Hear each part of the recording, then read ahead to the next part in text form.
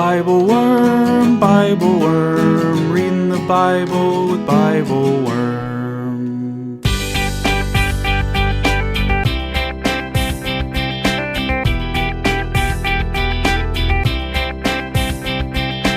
Welcome to BibleWorm, getting to the core of the biblical text. I'm Dr. Amy Robertson, Director of Lifelong Learning and Music at Congregation Or Hadash in Sandy Springs, Georgia. And I'm Dr. Robert Williamson, Professor of Religious Studies at Hendrix College and Theologian in Residence of Canvas Community in Little Rock, Arkansas. We're here every week to discuss the biblical text, both as biblical scholars and as people of faith, one Jewish and one Christian. This week, we start our summer series on creation care with the creation text, Genesis 1. For such a familiar text, it sure did open up a lot of questions for us. How should we think about our place so late in the proverbial lineup of creation? What does it mean to us that God has already issued a commandment directly to the animals before we were even here? That we're created on a Friday afternoon as everyone is sort of closing up shop for the Sabbath instead of on a busy Monday morning? And as we try to inhabit what it is to be created in the image of God, how might God's disposition toward the created world in the 5.5 days before we arrived help us find our way? Thanks for being with us.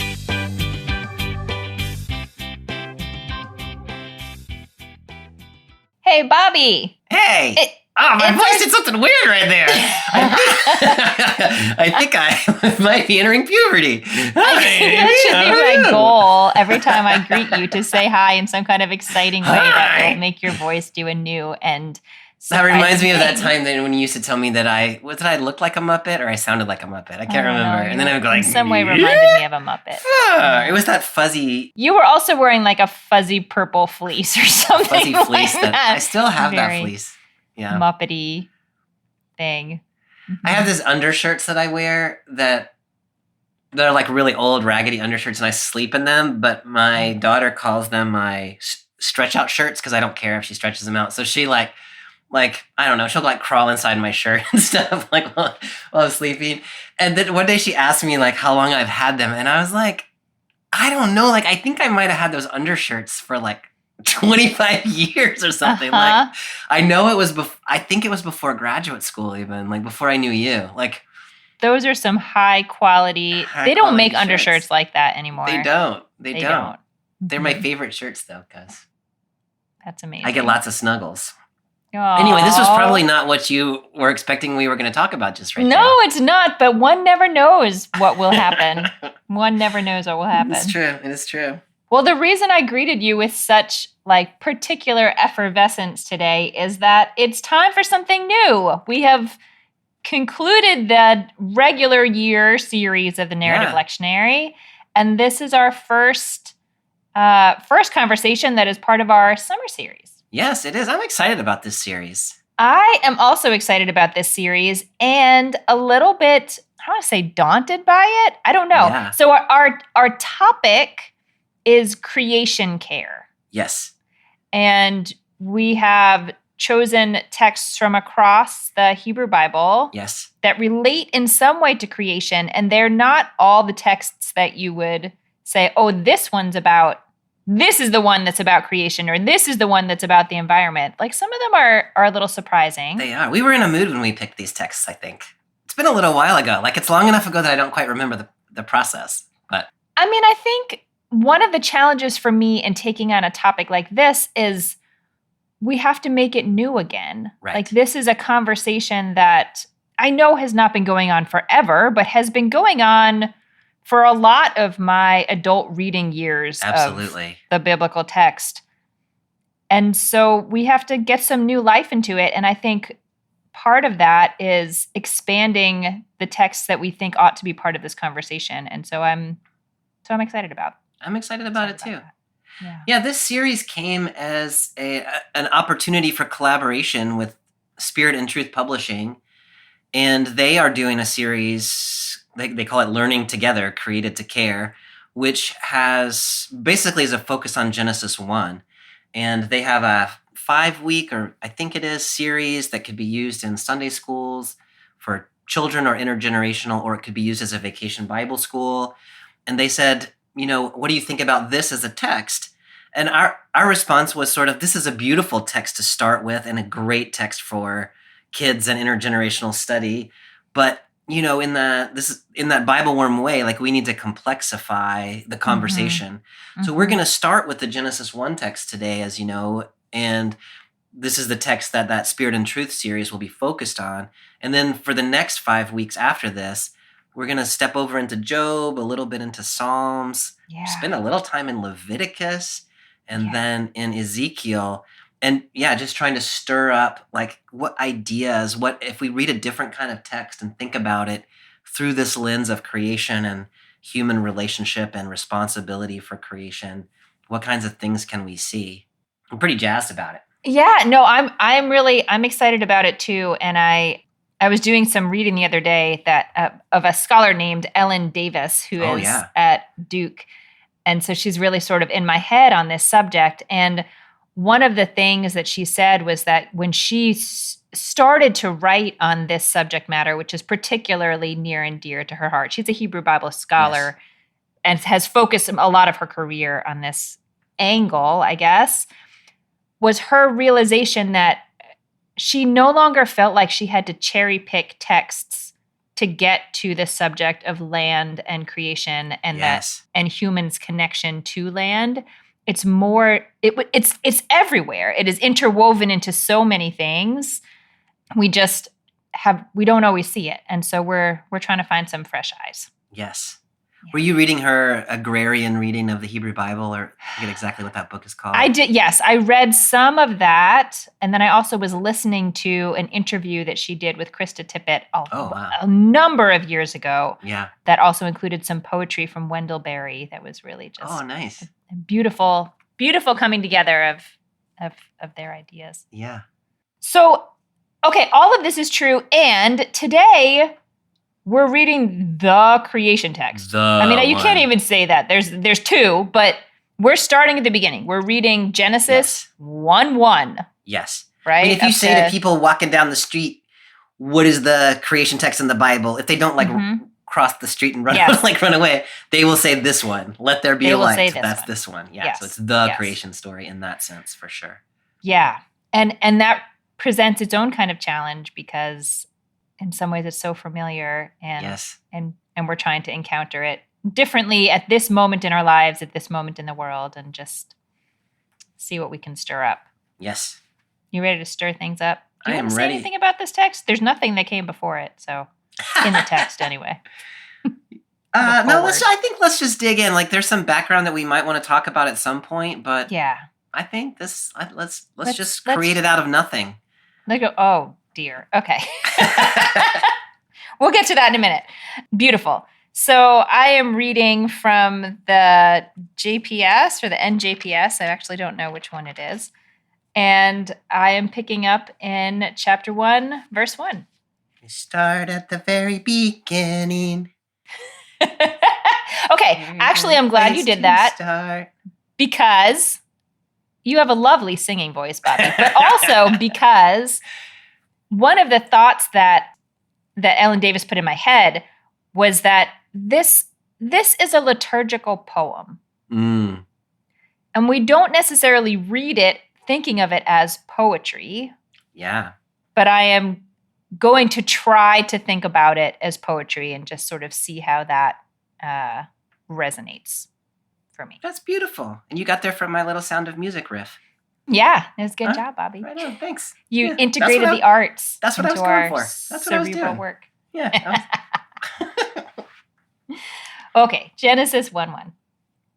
When God began to create heaven and earth, the earth being unformed and void, with darkness over the surface of the deep, and a wind from God sweeping over the water, God said, "Let there be light," and there was light. God saw that the light was good, and God separated the light from the darkness.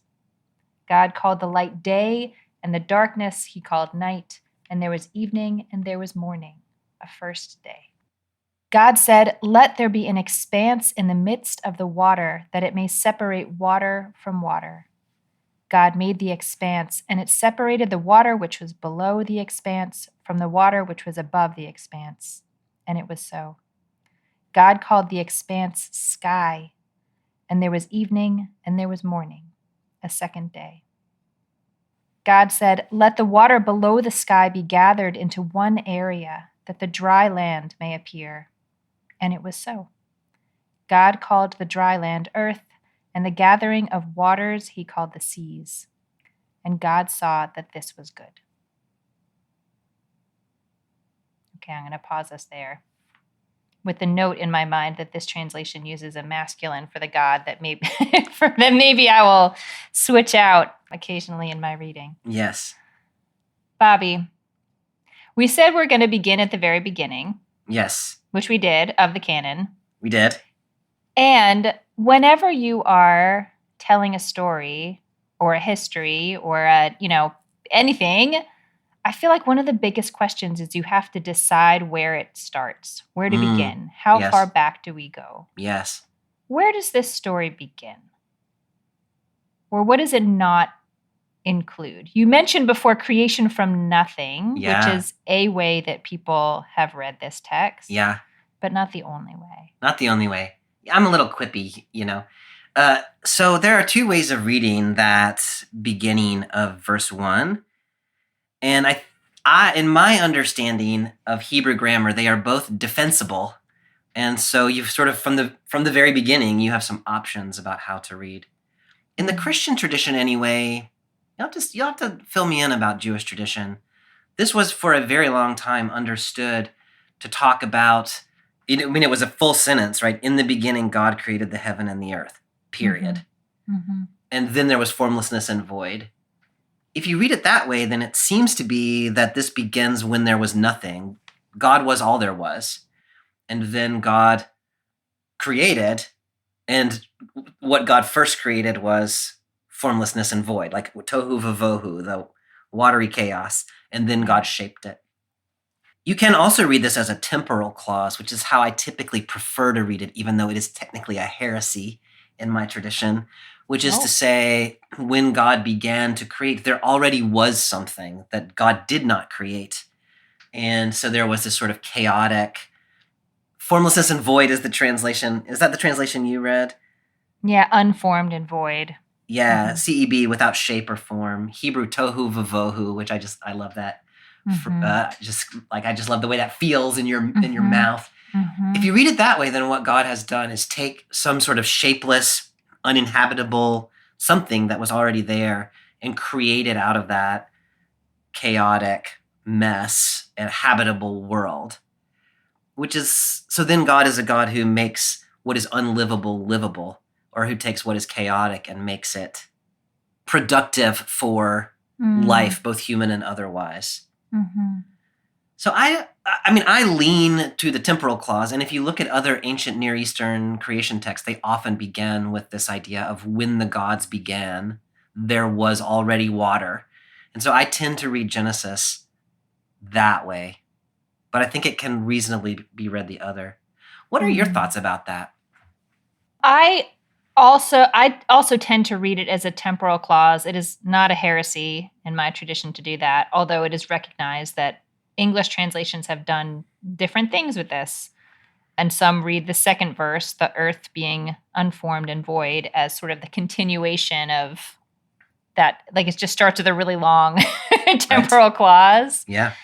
And for some reason, I guess this question would arise in either case, but what sort of came to my mind this year was that this is not the origin story of everything. There's no origin story of God.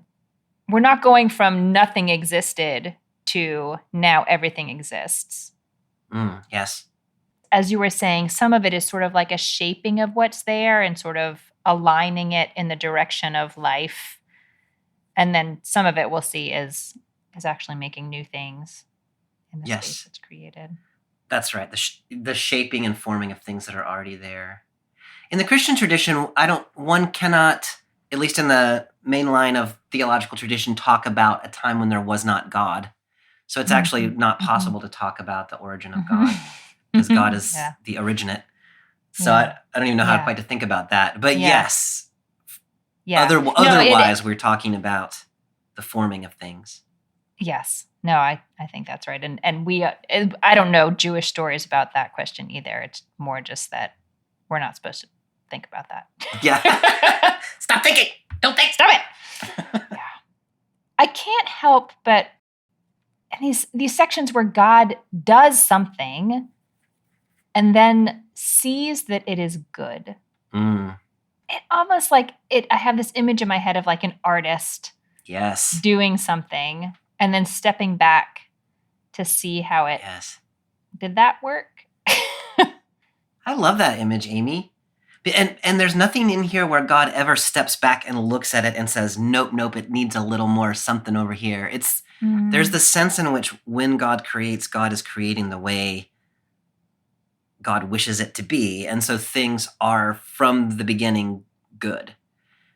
At least that's how I read this. And so there's like there's this goodness that permeates the created world. Yeah. In and of itself. God has declared it so, and God has created it so. I think that's really important. I think that part of what I like in thinking about God as an artist, and this, I guess, reveals something about how I think about art, is that it feels like it is unfolding in real time. Like, not that God had in God's mind this is what the end is going to look like, but do the next thing that seems right and then step back and look at it and then do the next thing. Like it feels very alive. Yes. To me. Yes. It feels very alive to me. I love that. And the other thing that I notice here, and it's going to become important like a month from now, is God calls the light into being and then looks at the light and sees how good the light is. The darkness God does not create. And God does not call the darkness good. And so I don't quite know what I want to do with that other than just notice it. But there are things that God is making, and those things are named to be good, and things that God does not. And I don't know whether darkness is a thing or a lack of a thing, right? But God, only some things are being called good, and those are things that God has brought into being in some way. I think yes, that's right. Not just I think that's right. That is right.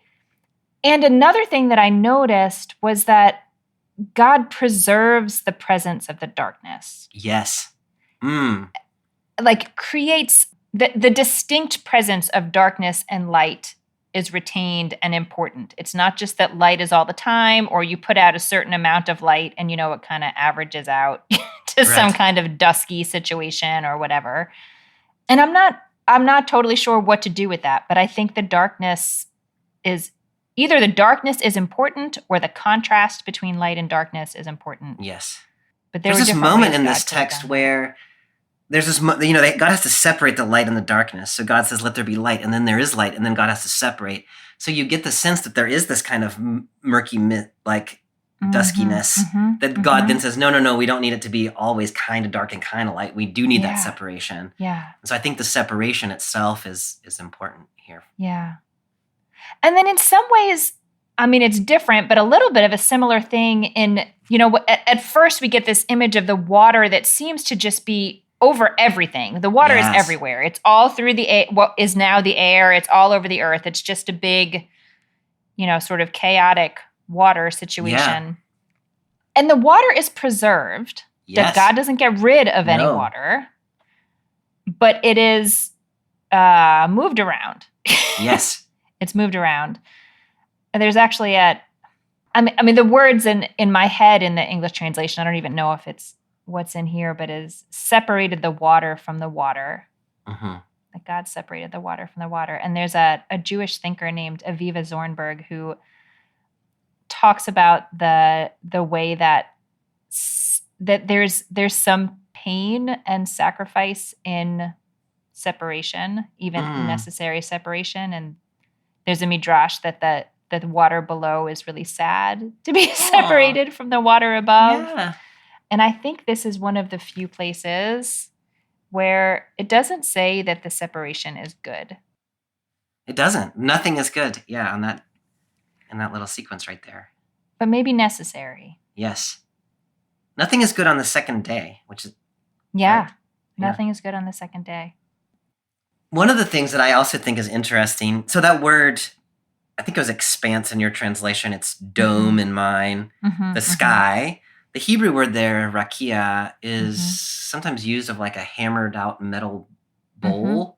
And Yeah. so like, I mean, I don't think they actually thought there was a bowl in the sky, but like that was the closest the Hebrew language could get to explaining what's there.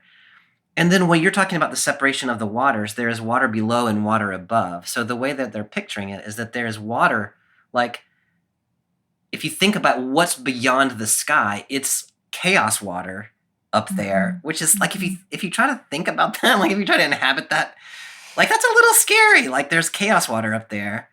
Yeah. And you know, in the Noah story in chapters 6 to 8, God opens the little windows in the sky and lets that chaos water come back. And so there's this really interesting, like God is carving out a livable bubble of air surrounded by water that could come undone.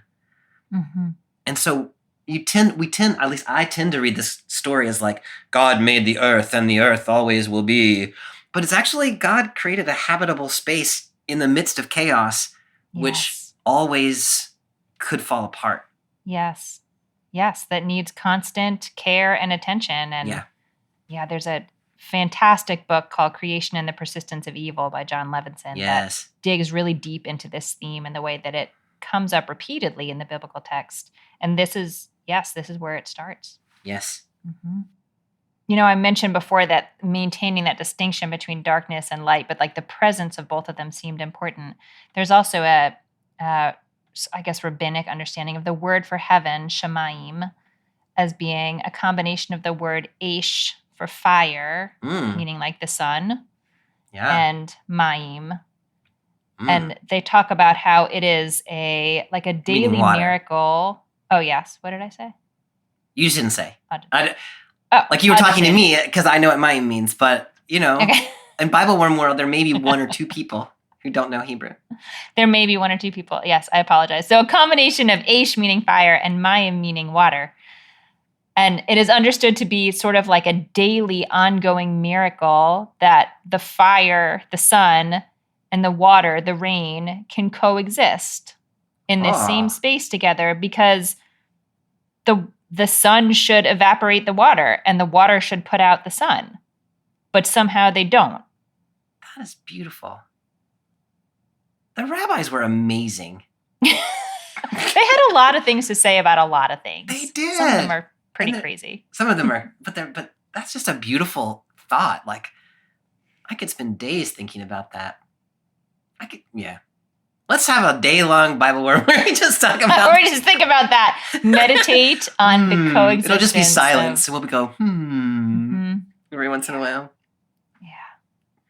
Okay, so last act of creation in this little chunk is, again, moving the waters around. Yes. This time to create dry land. So I guess we're picturing before that there's a sky, there's breathable air, but the entire earth is covered with water. Right. So we need to move things to the side so that there will be dry land. Right. And to me, I don't know if it's important, but it's not said that God creates the dry land here. It says that God pulls the waters back so that the dry land can appear.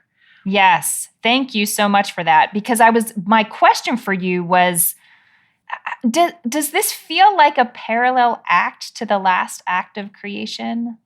Like exactly as you said, what God does is gather the water into one area or a couple of areas to make space for something that seems like it was already there. Yeah.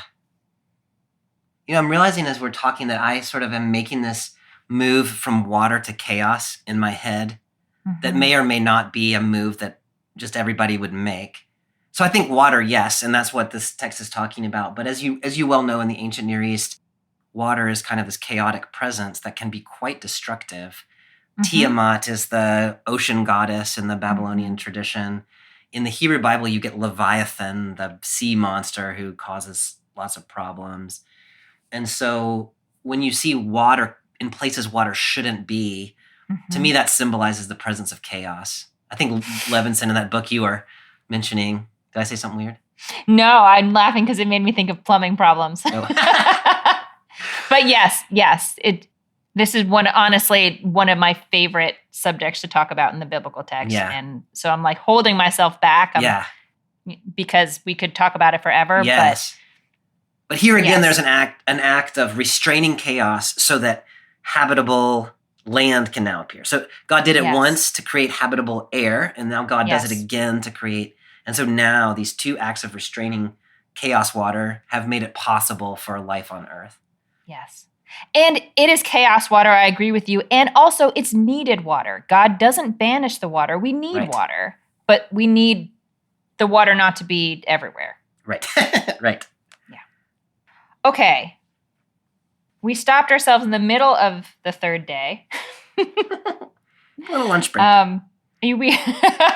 Because now living things start to sprout up. So I wanted to pause before that. So is there anything else you want to say about this first? This first part feels a little bit like moving the furniture around. It does.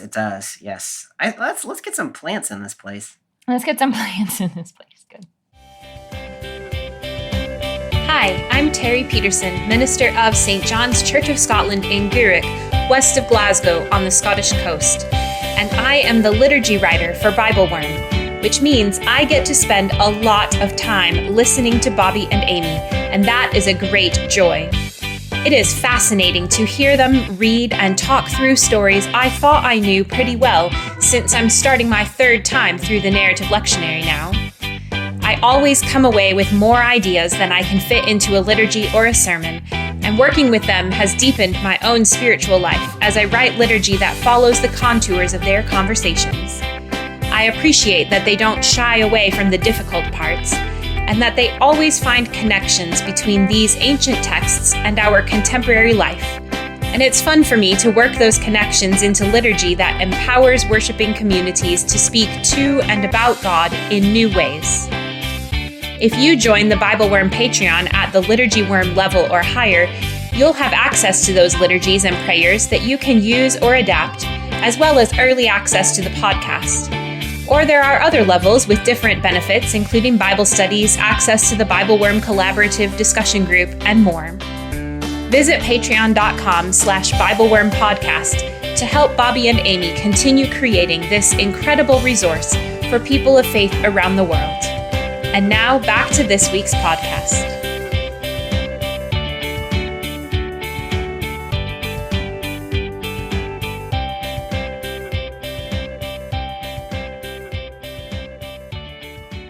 So I'm picking up in verse 11. And God said, "Let the earth sprout vegetation, seed-bearing plants, fruit trees, and every kind on earth that bear fruit with the seed in it." And it was so. The earth brought forth vegetation, seed-bearing plants of every kind, and trees of every kind bearing fruit with the seed in it. And God saw that this was good. And there was evening, and there was morning, a third day. God said, "Let there be lights in the expanse of the sky to separate day from night. They shall serve as signs for the set times, the days and the years, and they shall serve as lights in the expanse of the sky to shine upon the earth." And it was so. God made the two great lights, the greater light to dominate the day, and the lesser light to dominate the night and the stars. And God set them in the expanse of the sky to shine upon the earth, to dominate the day and the night, and to separate light from darkness. And God saw that this was good. And there was evening, and there was morning, a fourth day. God said, "Let the waters bring forth swarms of living creatures, and birds that fly above the earth across the expanse of the sky." God created the great sea monsters and all the living creatures of every kind that creep, which the waters brought forth in swarms, and all the winged birds of every kind. And God saw that this was good. God blessed them, saying, "Be fertile and increase, fill the waters in the seas, and let the birds increase on the earth." And there was evening, and there was morning, a fifth day. Okay. So let's go back to the plants. Okay. This whole section feels just like quite a big thing has happened now. We've gone from sort of moving the waters around and, I guess creating light is a big thing. Fine. It's big. Yeah. But these are things that are that are alive. Right. There was no life, and then now suddenly there's life everywhere. Right. Almost everywhere. Yes. Now that the conditions have been aligned in a way that allows for it. Yes. Bobby, in the description of the plants, there is such a strong focus on seeds. Mm. What do you make of that? I'm so glad you asked that question that way. What I was thinking about is when God wants plants, God says, let the earth grow plant life. Mm-hmm. Yes. And then the CEB says the earth produced plant life. And so here you have, it's not that God made plants. Mm-hmm. It's that God invited plants to come forth from the earth, and the earth said, yeah. So here you have creation kind of responding to God's invitation. The earth is almost like a character here in some sense. Like the earth was not capable of producing without God's invitation, but as soon as God says, hey, why don't you bring forth some plants? The earth says, boom. And then that seed question I love, because now those plants have seeds, and so they are then able to keep creating life from within themselves. And then the command that the animals get later, be fruitful and multiply, here, so the animals are able to contribute to life as well. And so you get this sort of sense that all of creation, once they are invited by God, can produce life. And that's a really lovely idea. Yes. Oh, I'm so glad you started that by pointing out that God doesn't exactly create the. God offers the invitation for plants to sprout forward. Although it reads so nicely in Hebrew. It's like God says, "Let the earth." I don't know. Vegetation or something like it. Like it's this. Like do its thing. Yeah. Let it. It's be going to its true do its self. Yeah. It's going to do its thing. Mm-hmm. And it's not. And this is not singular, as you were saying. This is meant to continue. And so it's something has been set in motion. The conditions were set up. The invitation was given, and now a potentially ongoing renewing system has been started. Absolutely. I also notice here that the pacing is changing a little bit in that we're getting a little more variety within the category of things. If we had light before, now we have different kinds of vegetation that are mentioned. Mm-hmm.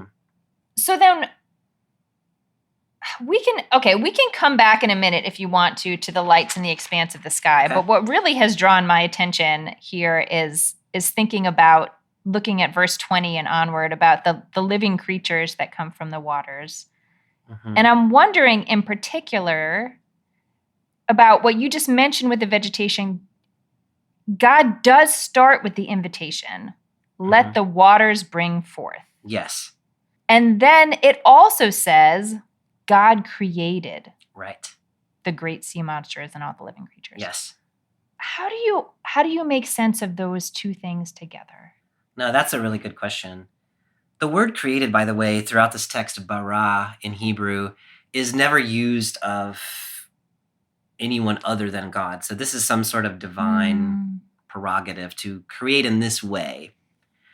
Because God does invite, let the waters, and then God creates. And so to me, what it points to is this kind of partnership of creation.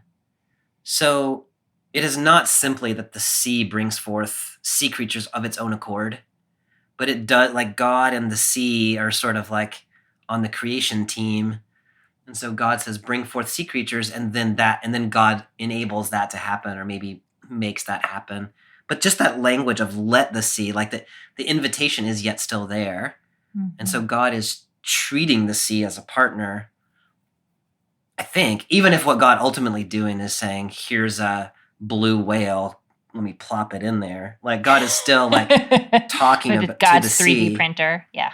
Yeah. I don't know. What do you think about that? I really love that you brought out in the last example that the vegetation really sprouts forth from the earth as the text tells it to us. Because the lack of any explicit statement that God created it there and the presence of it here made me wonder wonder differently, I guess, about whether or how God is sort of interwoven into the environment in some way. Like how different.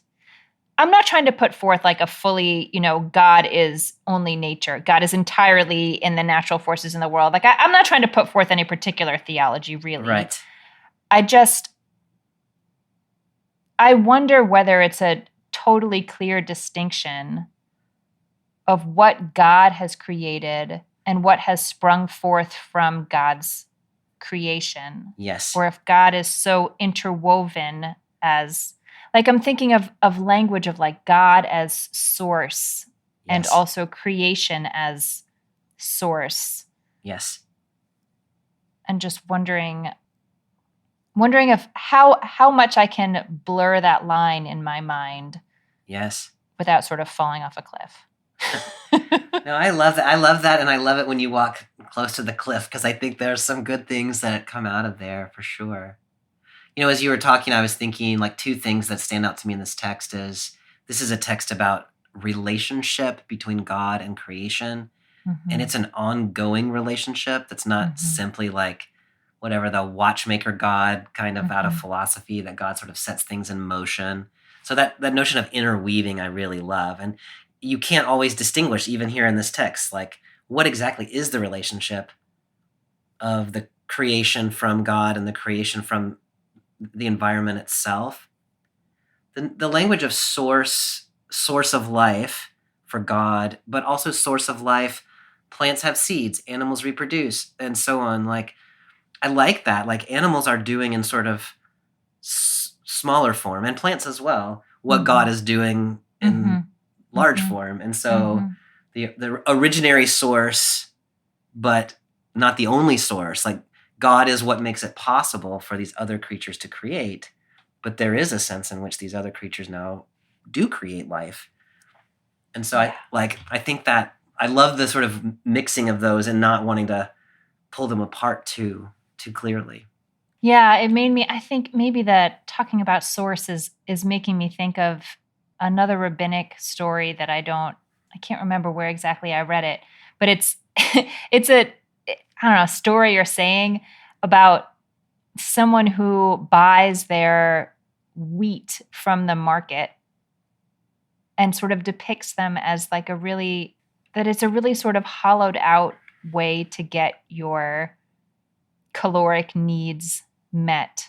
Whereas someone who gets their wheat from the earth is like a nursing infant or is, connected to its source, which suggests to me that even back then there was some sense that there is something about the earth that has godly sourciness woven into it.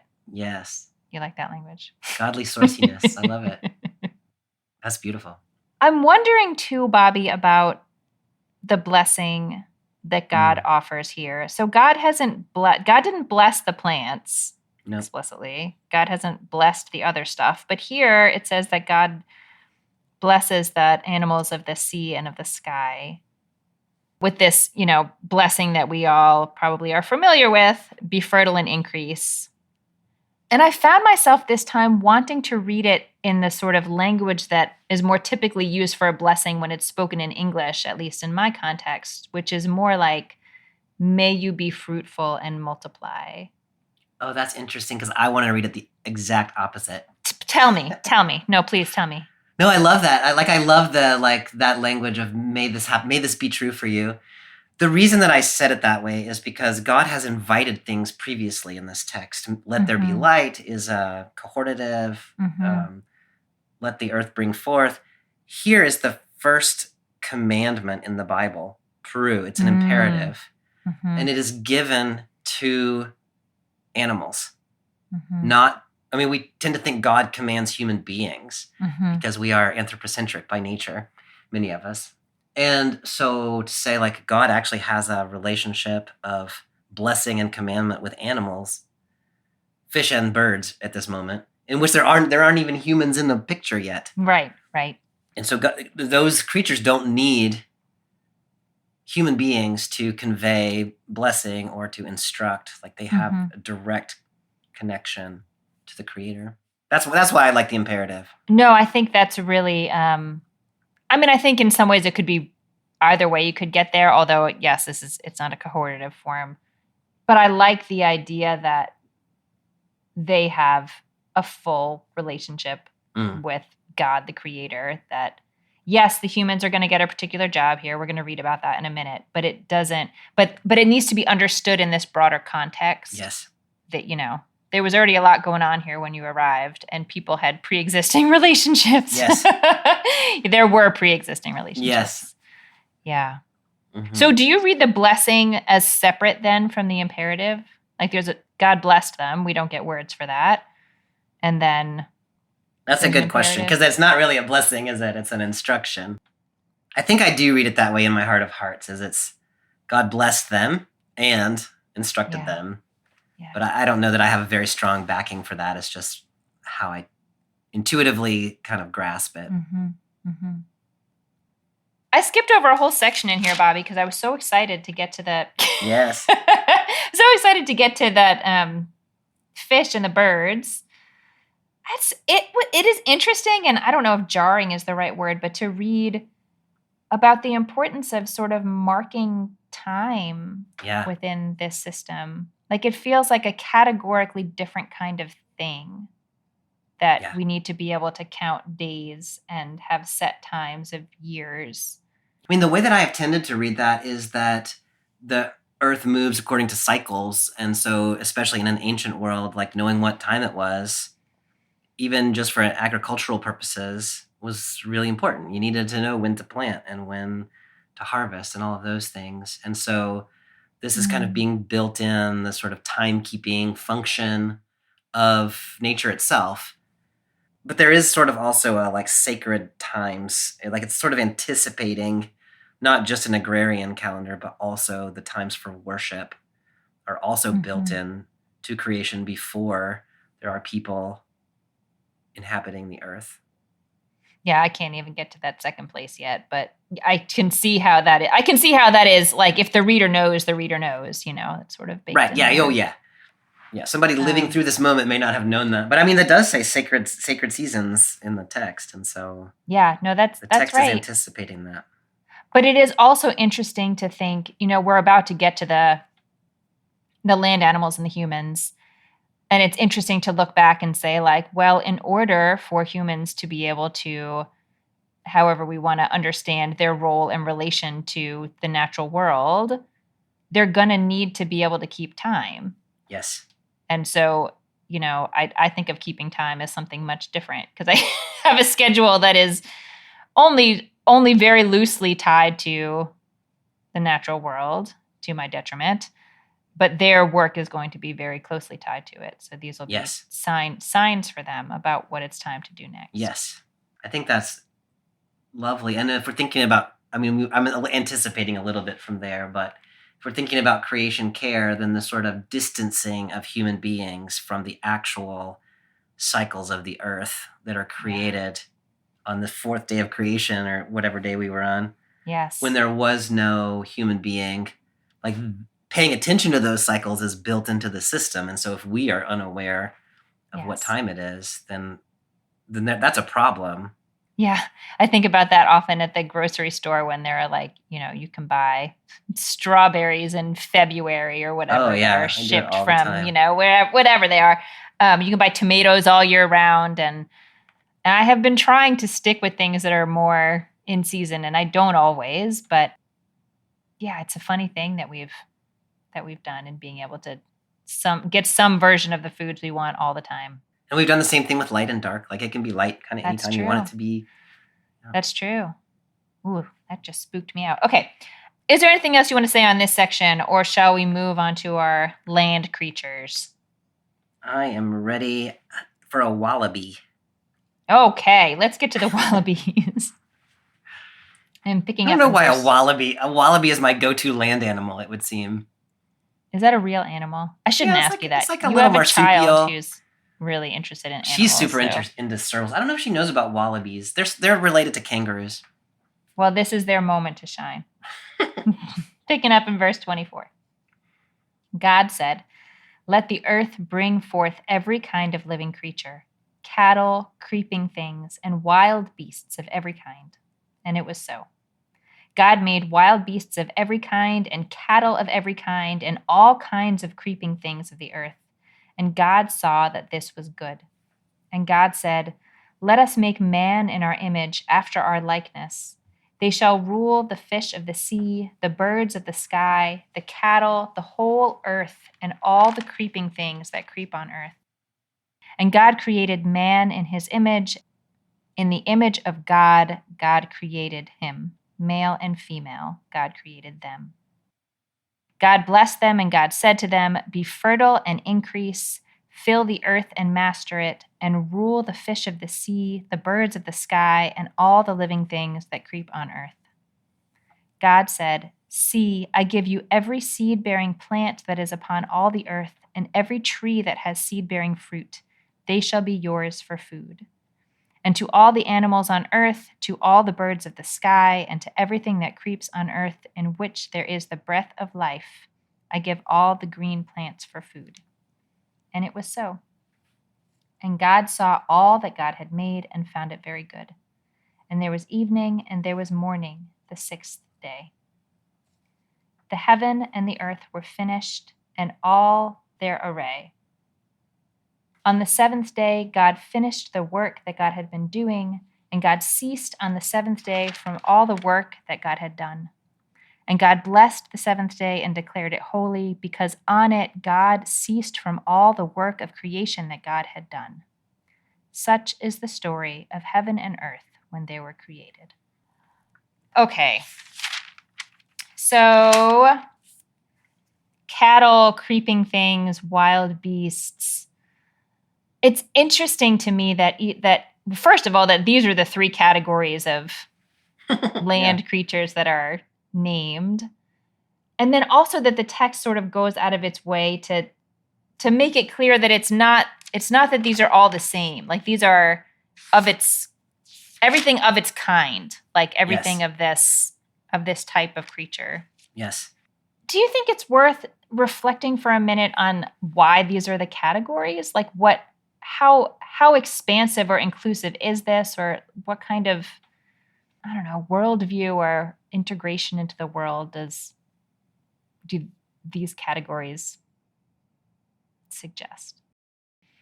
One of the things that I was thinking about is, you were talking about this text being a liturgy. And so one of the ways this text is structured is that days 1 to 3 and then days 4 to 6, you get light on day 1, luminaries day 4, you get air and sea day 2, fish and birds day 5, land day 3, land creatures day 6. So you've got this sort of paralleling of environments to creatures, which is pretty expansive. Mm-hmm.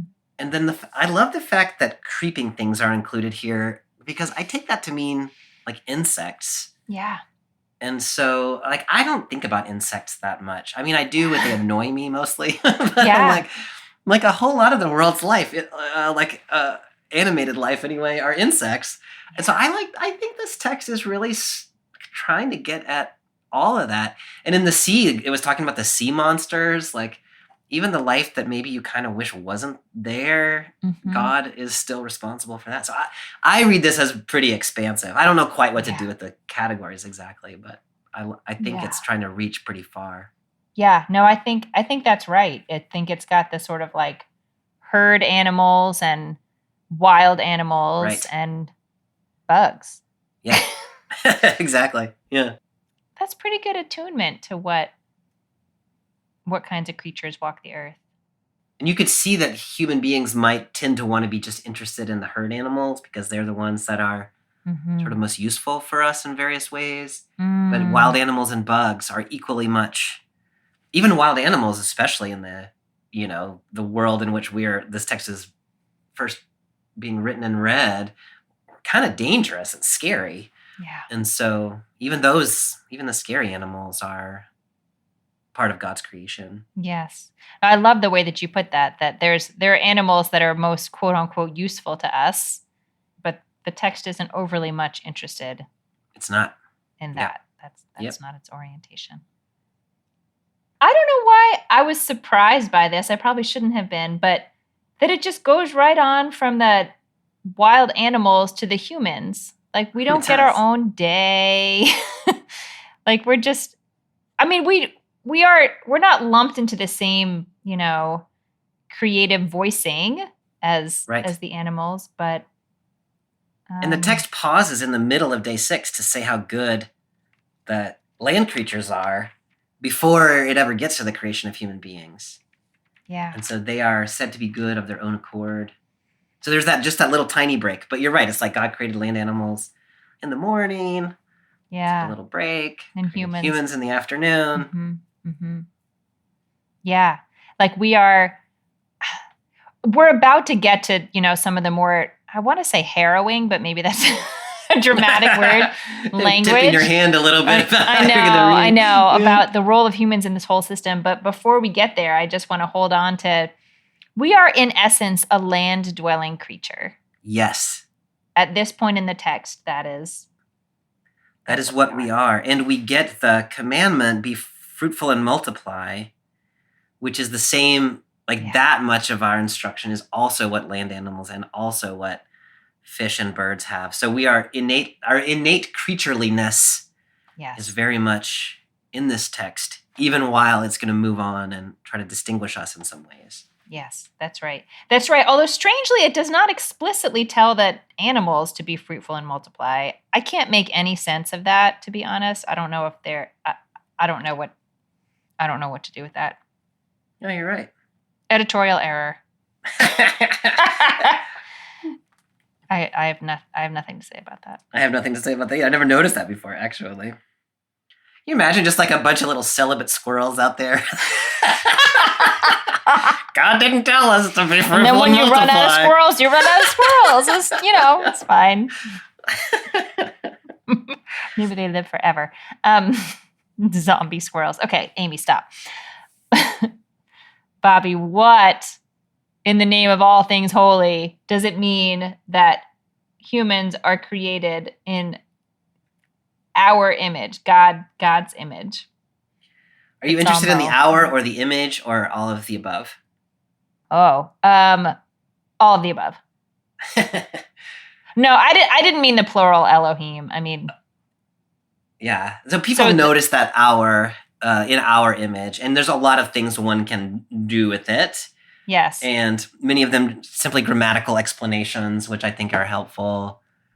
One of the ways of reading it is that, elsewhere in the Bible, we see God existing in a sort of divine council. Like Isaiah 6 is kind of the clearest place where God says, who will go for us?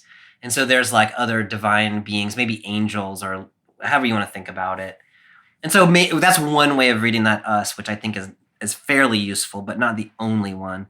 What I like about that is that it suggests that God is not a solitary being. Yeah. God is always God in relationship. And I think that's important. That in God's image, I mean, people have read this a million ways, and we could rehearse those if we had, we could do another day-long podcast. We do another day-long podcast. Where we rehearse do several those. on this. Mm-hmm. One of the things that I think is important is that the whole human being is created in God's image. So I think it's a mistake if you put that in like one aspect, like our intelligence or whatever. Like I don't want to pull it apart like that. I want to say the human being in themselves is created in God's image. I also think like the male and female are in God's image is important. So there's whatever you think about the binary of genders stated there's a sense in which the genders are equally created in God's image and they have equal value. And I think that's important. The image itself, I mean, the way that I have settled on that in my own reading is that in the ancient Near East, the king of Mesopotamia, the king of Egypt, were often described as the image of God on earth, which basically meant God's agent on the earth, God's viceroy. So when you look, even though, the Mesopotamians never elevated their kings to actual divine status, you would still say that king, that human king, is God's image on the earth, by which, that is, God's presence is mediated on the earth through the king. If you read it that way, then it's a democratization of that idea that every single human being is in some way God's representative on the earth. So we have responsibility for carrying out God's oversight of creation, and that's what that image means. I have found that to be the most useful way of reading that, if not necessarily the only possible way of reading it. No, I think that's so helpful, Bobby. And I think it's so helpful in this text in particular, because we've just had a whole section where we have sort of seen the way that God has gone about this project. And so as we get into this next part where humans are given a lot of power and responsibility, if you think about how do we carry this out in the image of God as sort of God's representative on earth, all the things that we've been talking about already in this chapter that God does or doesn't do, and all the things that God preserves and shifts around and invites and creates space for, like that's what I want to hold on to, is that we are the representative of that. Yes. So I love that. So the first 5.5 days have been the kind of paradigm of what then humans are meant to be doing as God's image on the earth. Which to me implies the being in relationship, the respecting the creative capacity of animals, but also of the earth and of plants, and like inviting, being interwoven with, like all of those adjectives that we've been using this whole time, thinking about those now applied to human beings. That's really rich. Yeah. I feel like we already have sort of gotten into the question then of what these verbs might get to, that, we should rule or master something or have dominion. Ellen Davis suggests the translation that we should have skilled mastery over these things. Is there more? And we've already talked a little bit about it. Is there more that you would want to say about those verbs? Some people have read this as like people can do whatever they want to all of creation. And I think that is a mistake for a couple of reasons. One is the way we've been talking about the way God has been interacting. And if we're God's image, then that suggests we should interact the same. The other is that in verse 29, God says to human beings, I give you all the plants on the earth that yield seeds and all the trees whose fruit produces its seeds within it for food. And then animals, interestingly, are given grass to eat. So the image is that even like lions are eating grass. And so in this text, there is no violence. There's not even predatory animals eating other animals. That's right. There's definitely not human beings killing animals in order to eat them. That happens God gives permission to that after the flood in Genesis 9, when God has concluded that human beings are violent to our core. God says, fine, you can eat animals. And so any reading of this text would suggest we have the sort of right, or even the responsibility of like dominating in that sort of violent way, I think is just a wrong-headed reading of the text. I get why people read it that way, because we want to do whatever we want. Yes. But I don't think the text really can be read that way if you take it seriously as a whole. Right. That all of this is in the context of a story where the creatures and the plants have a sense of abundance and renewing life, and you're trying to support and create space for that. The other thing that the food piece in particular made me think of, Bobby, and probably because we just finished I guess a little while ago we finished reading the gospel, but we talked about what it was for Jesus to have said, like, take and eat, this is my body. And we talked a lot about what it means to sort of eat of something, like how it connects you to the thing you're eating, very literally connects you, and how it connects you to others who are eating the same thing. This part here where it's like, remember all those seed-bearing plants that, that God created so carefully early in creation. Those are yours to eat. And like they become part of you. Like you are part of this system, and part of how the system supports itself and renews itself is, I don't know, it just gave me this really strong feeling of interconnectivity in the system. Yeah. And I love that. it's impossible to pull out one dominating force. Yeah. Yeah. Bobby, this has been an incredibly rich conversation, and we have not even talked yet about the seventh day. Yeah. I know that I want to talk about the seventh day in my sort of, classic end of podcast comments. Yes. So it'll be covered somewhat there. And I think that we're at the point where we need to step back and say, like, Yeah, I think so. What's feeling really pressing for you? Yeah. So there's one piece of this text before you get to Sabbath that we have not quite talked about also, which is really important to me, which is that God has created human beings, but God has not yet called them good. And so we get it in verse 31, but it's not God's created human beings and said, that's good.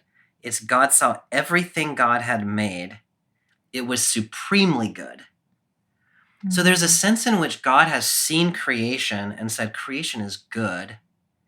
And then God has seen creation with human beings in it and said, that is supremely good. That's very good. But human beings in and of ourselves do not ever get attributed a goodness. What I take from that is that we are seen to be good in relationship to the creation. When we are living out our God-given duty as the overseers and the tenders and the inviters and the co-creators and all of those things, the interwoven partners with creation, that's very good. Human beings, as you know, are quite capable of not living that way. And we forget what time it is. We erase the difference between night and day. We forget that we were meant to eat plants. And we don't pay attention to the well-being of the earth. We don't invite the earth. As you might talk about in a minute, we don't let the earth rest. And so we get out of place, and then the goodness of creation is endangered. Which we're going to talk about actually in a couple of weeks when we get to Leviticus. We're going to sort of talk about that much more directly. But to me, this is where this text is leading me, is God has created a world that when everything is in relationship is beautiful and supremely good. But as we were talking about before, there is yet still chaos water above the dome of the sky. And that goodness is not a given. It is a goodness that can fall apart.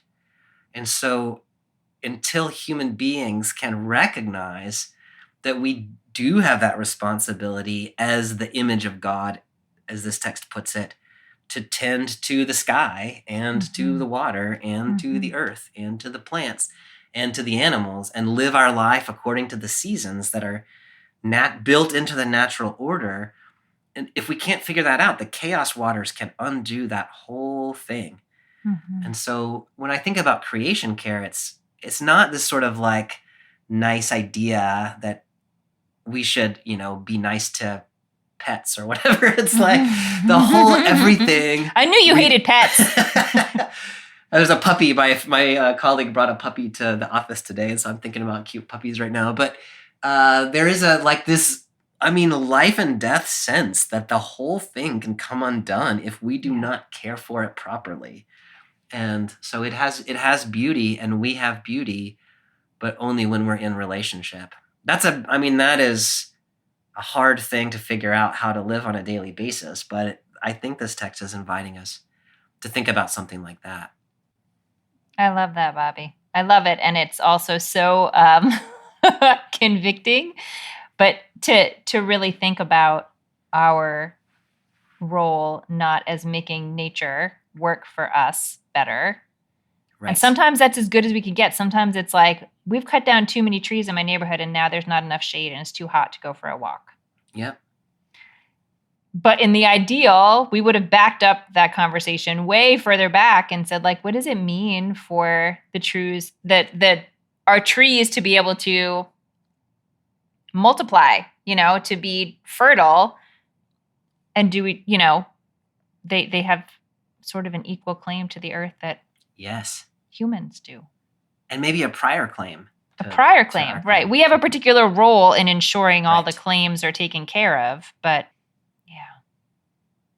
I'm so curious what you're thinking and how you want to connect all this to the seventh-day Sabbath. Bobby, I think it actually connects so easily to the seventh-day Sabbath because I'm talking a lot about rabbinic stories today, but here's another one. There's a question, why are humans created on the sixth day? And not like first thing in the morning on the sixth day. Right. Like you were created at like 3 p.m. on Friday, Yeah. right? Mm-hmm.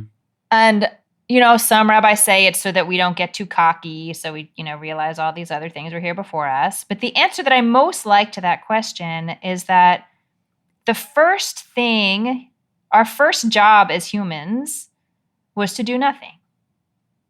Was like just to be in creation. And there's a rabbi of blessed memory named David Hartman who talks about Shabbat as the day that you can go out into the field and see the flowers and know that they are your equal. Like you can't pick the flower for your Sabbath table on Shabbat. You can't pick the flower. The flower has a right to be. And so thinking about getting humans to spend one day, their first day really on earth in that mode, I think is so important. And if we could get back to having some period of time every week that we revert to that, we're creatures. We are creatures that are part of creation and just sort of like take in all the intricacies of it and pay attention to the place where we are and see the diversity in the world around us. There are so many tools for good living that are in the biblical text, Bobby, that we just don't do. Yes. I just don't do. Yeah. Amy, I love that so much. And of all the times I've read this text, and I have said human beings were created on the sixth day, the Sabbath is the seventh day, I had never made the connection that human beings' first day on earth was a Sabbath day. That is blowing my mind in some really, I don't know quite what ways yet, but that's something I love what you just did with it there, and I really want to think about that more. I love that. We found new things to think about in a text that we have read 85,000 times. That's good. It's true. Yeah, that's true. One of the things I like about these series that we're doing and people do is when you have a lens through which you're going to read the text, it focuses what you see instead of just like, let's talk about this text as a text. You see other things, but sometimes having here's what I'm trying to notice really is helpful. Here are the questions or lenses that I'm bringing to the text. Not as we have to have this outcome, but a lens, a filter. Next week, we're going to be over in Job 38, which is one of the God speeches in the book of Job. And we're focused on things sort of skyward mostly, sort of on the sky and weather phenomena and things like that. That is not a text that I have read before in the context of creation care. So I'm really excited to do that. Yeah, me too. Who knows what we'll see in there? Who knows what we'll see in there? All right, Bobby. Thanks for a great conversation. I'll see you next time. You too. Bye. Bye. Thanks for joining us for this week's episode of BibleWorm. If you've enjoyed this free podcast, we hope you'll help us keep it going by joining our Patreon for as little as $4 per month. You can also sign up for other goodies like early access, video lectures, weekly liturgies, and more. Visit patreon.com/BibleWorm podcast for details. BibleWorm is produced and edited by Bobby Williamson. Our theme song is sung by Colin Bagby, and our theme music is The World at Large by Dano Songs. Many thanks to all of our Patreon supporters for helping make this podcast possible. Next week, we'll read a gorgeous and lesser-known meditation on the sky in the book of Job, chapter 38. Until then, keep on digging.